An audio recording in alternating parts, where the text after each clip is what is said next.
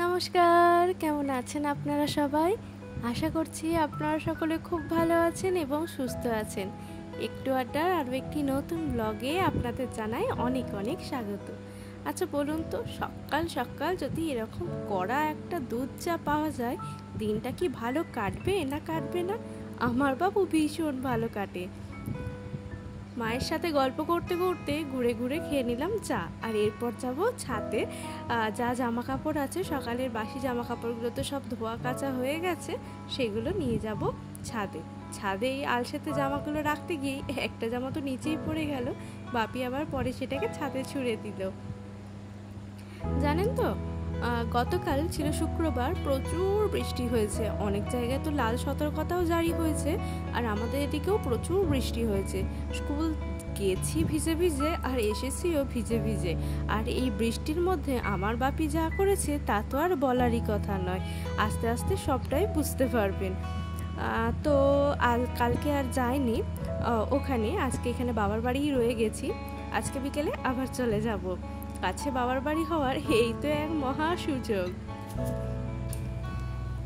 সকাল সকাল ছাদে ওয়েদারটা এত সুন্দর ছিল, তো ওখানেই খানিকক্ষণ ঘুরে টুরে নিলাম, আর এখন চলে এসেছি নিচে। এই যে এই আকাশের তো এই অবস্থা, বাপিকে বলেছিলাম তবু বৃষ্টি হবে বাপি এসব করো না, কিন্তু কে কার কথা শুনে সমস্ত যোগাযন্ত্র এদিকে করতে শুরু করে দিয়েছে। কি আর করবে বলুন, ঘরের চালের স্বাদ যে একবার পেয়েছে, সে আর বাজার থেকে কিনে আনা চাল খেতেই চাইবে না। আজকে আপনাদের সাথে শেয়ার করব কিভাবে ধান থেকে চাল হয়। তো ব্লগটা কেউ স্কিপ করবে না, সবাই প্রথম থেকে শেষ পর্যন্ত দেখবেন। আশা করব আপনাদের খুব ভালো লাগবে। আর তার সাথে আজকে কি রান্না করলাম সেটাও কিন্তু আপনাদের সাথে শেয়ার করব। বাপি ওদিকে ধান ভাপানোর সমস্ত ব্যবস্থা করছে, আর মা এদিকে খানিকটা রান্না এগিয়ে নিচ্ছে। এরপর মাও যাবে ওদিকে, বাপিকে একটু হেল্প করে দেবে। আর তার মাঝে বাপি আমাকে একবার ডাকলো, ওই যে কাঠগুলো সব চালাচ্ছিল, ওই বাঁশগুলো সব ঘুণ ধরে গেছে। বাপি বললো এই জায়গাটা একটু পরিষ্কার করে দিতে। তো আমি দেখুন এদিকে ঝাঁটা নিয়ে চলে এসেছি, আর আমার লোভ হচ্ছে অন্যদিকে। ঝাঁট দিতে হবে বলে আমার কিন্তু বিন্দু মাত্রও কষ্ট নেই, কারণ আমার ইচ্ছা আছে অন্য কিছু। এই ঘুণ ধরা মাটির উপকারিতা কিন্তু প্রচুর। এগুলো এত সুন্দর সার, আর এগুলো গাছের বৃদ্ধিতে এত উপকার দেয়, সেই কারণে আমার এই শখের ছোট্ট গোলাপ গাছটাতে দিয়ে দিলাম এই মাটিটা। গোলাপ গাছ আমার প্রচণ্ড শখের, সেটা যেমনই গোলাপ হোক না কেন, সেটা গোলাপ হলেই হলো। আমার এই গাছটা যদিও দেশি গোলাপ, কিন্তু যাই হোক গোলাপ আমার খুব প্রিয়। মা এদিকে ঠাকুরকে প্রণাম জানিয়ে, মা লক্ষ্মীকে প্রণাম জানিয়ে এদিকে উনুনে আগুনটা দিয়ে দিল। আর দেখলেন তো, 1 টিন ধান, আর তাতে 3 মগ মতন বাপি জল দিয়েছে। আজকে হবে যেটা, সেটা হলো ধান ভাপানো। আর এই ধান ভাপানোর পরে নেক্সট স্টেপ হলো ধান সিদ্ধ। তো চলুন, মা এদিকে সুন্দরভাবে জালটা দিয়ে দিচ্ছে। মায়ের কথা নাকি আমি বা বাপি কেউই ভালো করে জাল দিতে পারি না। আমরা নাকি প্রচুর কাঠ নষ্ট করি, আর উনুনে ভরে ভরে জাল দিয়ে দিই, আর যেটা মা খুব সুন্দরভাবে জাল দেয়।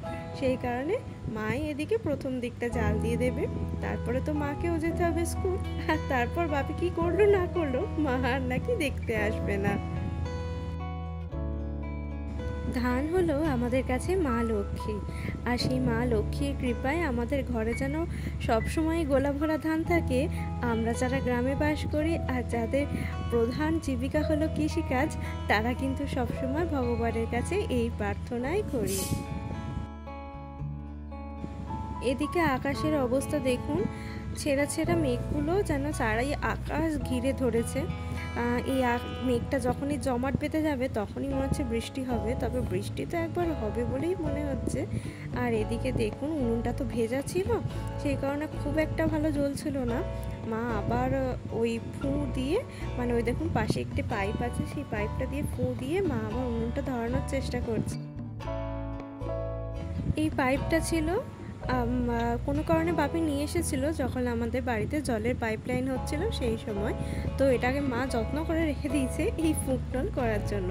মা যখন মুড়ি ভাজে বা এরকম ধান সিদ্ধ বা উনুনে কোনো কাজ হয়, উনুন যখন নিভে যায় মা এটা করেই কিন্তু ফুঁ দেয়, আর দেখুন সাথে সাথে কিন্তু উনুন জ্বলেও যাবে। অনেকক্ষণ তো আপনাদের সাথে ওদিকের ভিডিও ক্লিপ শেয়ার করলাম। তো ওদিকে ভিডিও ক্লিপ নিতে গিয়ে এদিকে আমারও স্কুল যাওয়ার সময় হয়ে যাচ্ছে, আর সাথে সাথে মায়েরও। কিন্তু এখনও রান্নাবান্না কিন্তু শেষ হয়নি। চলে এসেছি আমি এবার রান্নাঘরে, কারণ মা তো ওদিকে ব্যস্ত। দেখলেনি কতটা ছানা কাটানো আছে, সেই ছানাটা জাগ দিয়ে দিয়েছিল। তারপরে এই যে এটার থেকে যেটুকু পনির হয়েছে, আজকে এই পনির দিয়ে একটা কিন্তু দারুণ রেসিপি করব। তো চলুন পনিরটা এবার হালকা করে ভেজে নিই। আর এর মশলাতে বেশি কিছু লাগবে না, একটু কাজু বাদাম বা মগজদানা যাই থাকুক না কেন সেটা দিলেই হবে। এই যে দেখেছেন ভাবি কত বড় একটা গামলা নিয়ে চলে এসেছে। এটা কিন্তু মায়ের দানের গামলা, আর মায়ের এই গামলাটা এখন কিন্তু এইভাবেই কাজে লাগছে। তো ওই গামলাটা আনার সময় একটা ছোট্ট করে ক্লিপ নিয়ে নিয়েছিলাম, কারণ এটা আমার বেশ মজার লেগেছিল, তাই আপনাদের সাথেও শেয়ার করলাম। আর এদিকে আমার পনিরের মশলা তো হয়ে গেছে। বাড়িতে ফ্রেশ ক্রিম তো ছিল না, কিন্তু দুধের মালাইটা ছিল, তো আজকে ওটা দিয়েই কাজে লাগিয়ে ফেললাম। ওটাকে নিয়ে মিক্সিতে ভালো করে পেস্ট করে নিয়েছি। আর পেস্ট করার পরে এটা একদম ক্রিমের মতনই কিন্তু হয়ে যাবে।